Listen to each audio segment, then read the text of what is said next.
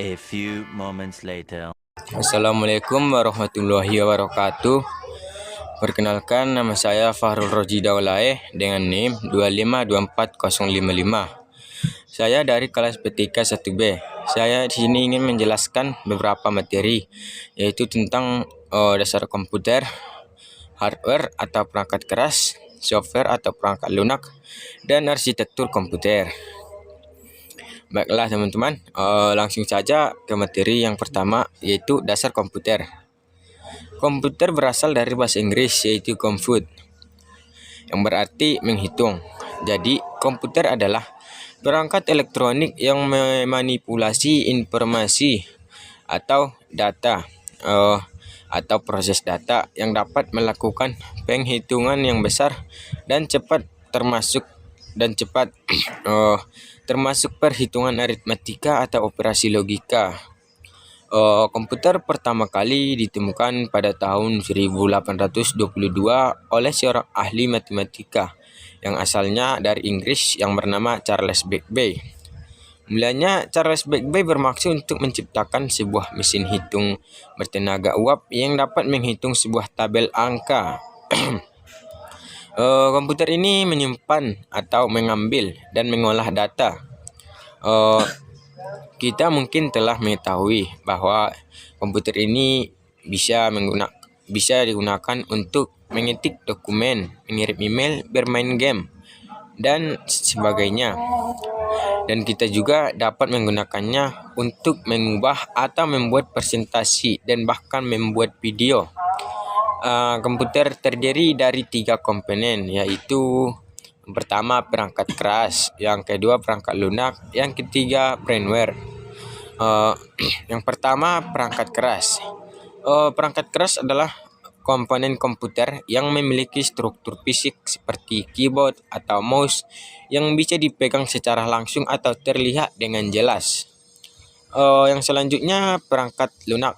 Perangkat lunak adalah sekelompok instruksi atau perintah yang menugaskan kepada perangkat keras tentang apa yang harus dilakukan dan bagaimana cara melakukannya.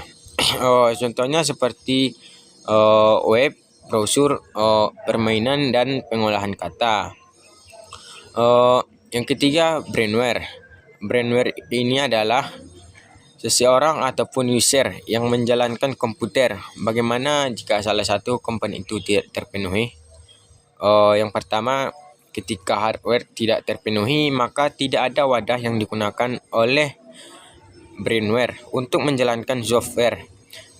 Bisa kita katakan bahwa hardware tanpa software hanyalah benda mati. Yang kedua, ketika software tidak terpenuhi, maka hardware ini sendiri tidak akan bisa berfungsi tanpa software di dalamnya. Karena software lah yang menjalankan operasi seperti apa yang dilakukan. Yang ketiga, ketika brainware tidak terpenuhi, maka tidak ada user yang mengoperasikan ataupun menjalankan. Maka hardware dan software tidak akan bisa berjalan sendiri tanpa usernya.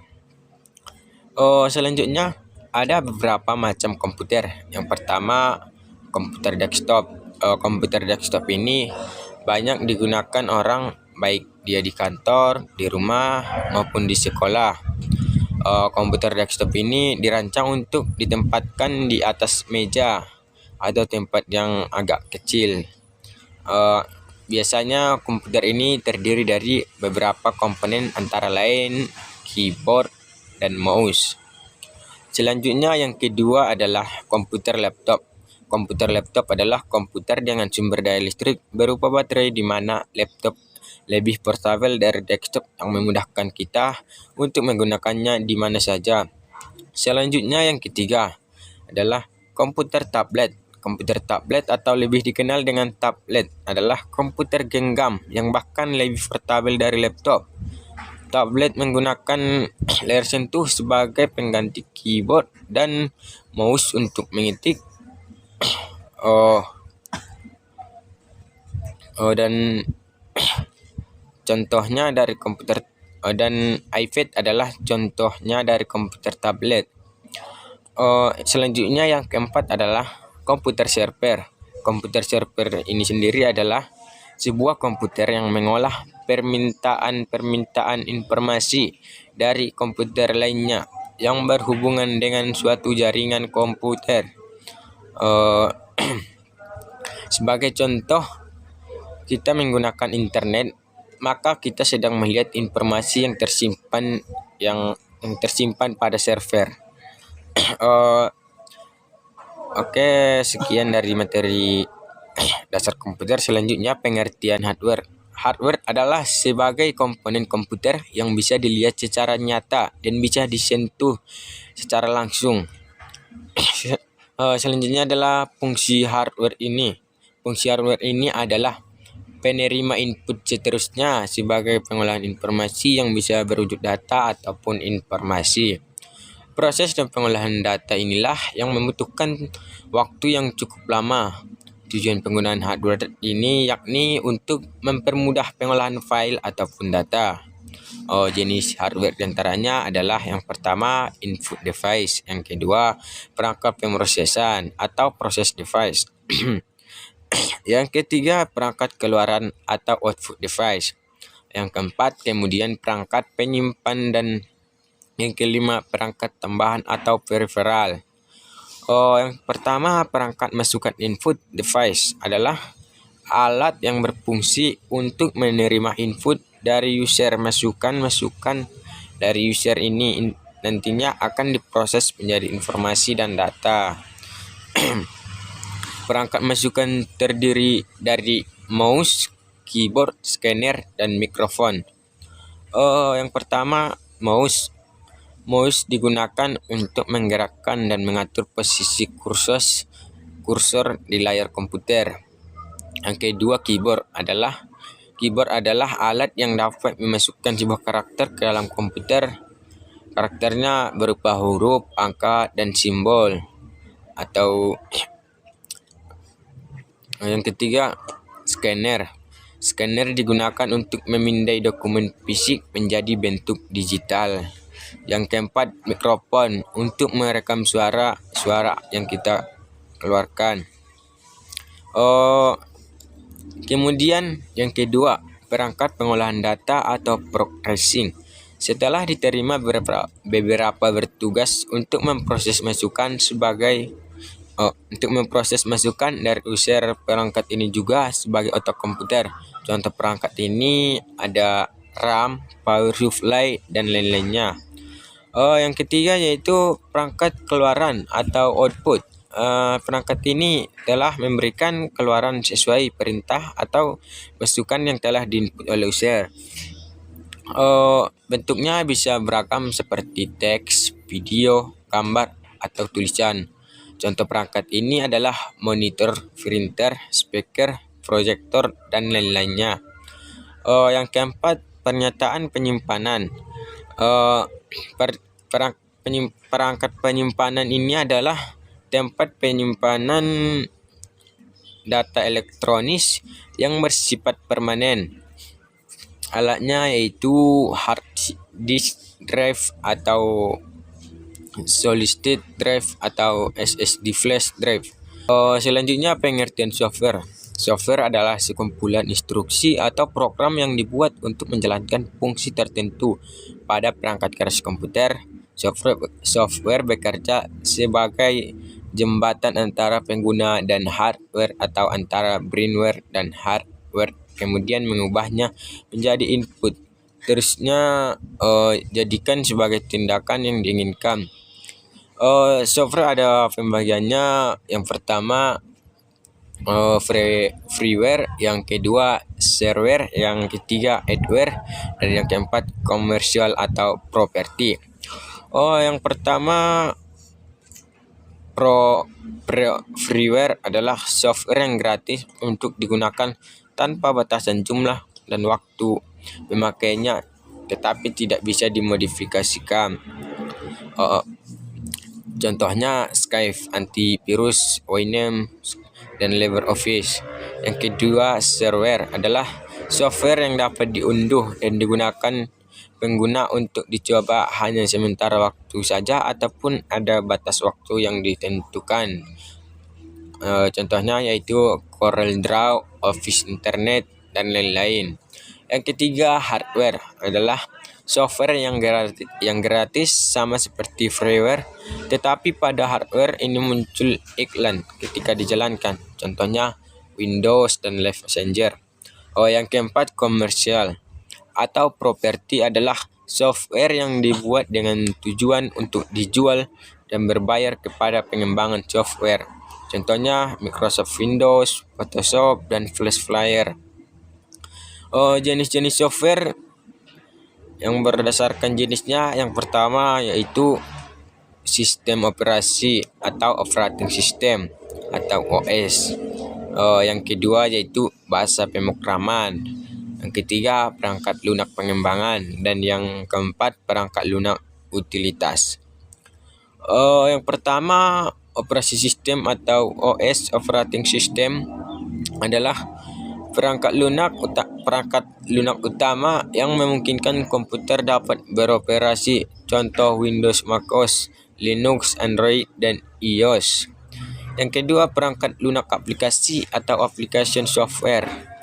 Ini dirancang untuk membantu pengguna dalam melakukan tugas-tugas secara spesifik, seperti pengolahan data, pengolahan dokumen, dan hiburan.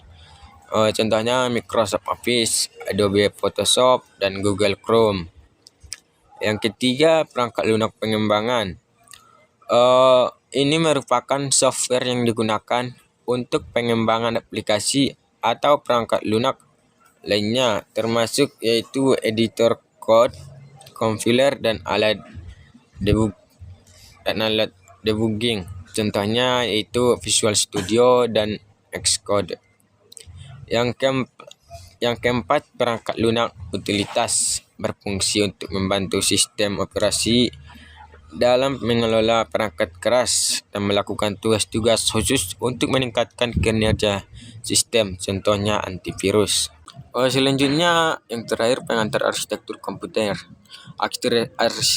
Arsitektur komputer adalah komponen-komponen komputer serta bagaimana komponen tersebut berinteraksi.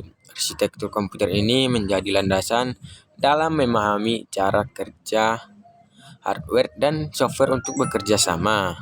Fokusnya pada optimalisasi kinerja, efisiensi, biaya, serta kemampuan sistem untuk menjalankan berbagai aplikasi. Yang kedua, model arsitektur komputer. Arsitektur von Neumann menggunakan satu ruang memori untuk data dan instruksi program. Data dan instruksi melewati jalur yang sama yang seringkali menciptakan bottleneck. Yang ketiga, komponen utama arsitektur komputer. Central Processing Unit atau CPU. Komponen utama yang menjalankan perintah dan perhitungan. CPU ini terdiri dari beberapa bagian. Yang pertama, unit control atau control unit, mengontrol aliran data di dalam sistem dan memberikan sinyal ke berbagai bagian sistem. Yang ketiga, ALU, Arithmetic Logic Unit, menangani operasi aritmetika dan logika. Selanjutnya, memori, RAM atau Random Access Memory, penyimpanan sementara yang digunakan CPU selama menjalankan program. Kedua, Read Only Memory, memori tetap yang berisi instruksi dasar untuk menjalankan komputer, misalnya BIOS. Selanjutnya, cache, memori berkecepatan tinggi yang menyimpan data yang sering diakses oleh CPU. Selanjutnya, unit input atau output atau I/O, mengelola komunikasi antara komputer dan perangkat eksternal. Selanjutnya, bus data, mengangkut data antar komponen. Selanjutnya, bus control, mengatur bagaimana data dan instruksi ditransfer. Yang keempat, instruksi set architecture atau ASI, adalah antarmuka antara perangkat keras dan perangkat lunak.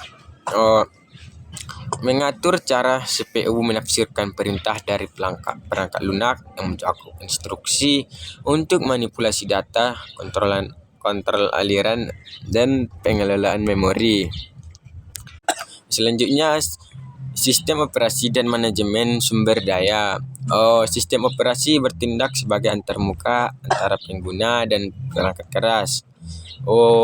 Bertugas mengelola sumber daya seperti CPU, memori, dan perangkat. Sistem operasi juga menangani multitasking, pengaturan memori, serta mekanisme penjadwalan proses. Selanjutnya, materi arsitektur komputer membantu memahami dasar dan mekanisme yang digunakan untuk membangun, mengatur, dan meningkatkan kinerja sistem komputer. Seiring berkembangnya teknologi, arsitektur komputer terus mengalami peningkatan dan inovasi yang berdampak pada efisiensi daya dan kecepatan proses komputasi. Oke, cukup sekianlah materi yang dapat saya jelaskan pada kesempatan kali ini. Jika ada kata salah atau kurangnya materi yang saya sampaikan, saya minta maaf. Assalamualaikum warahmatullahi wabarakatuh.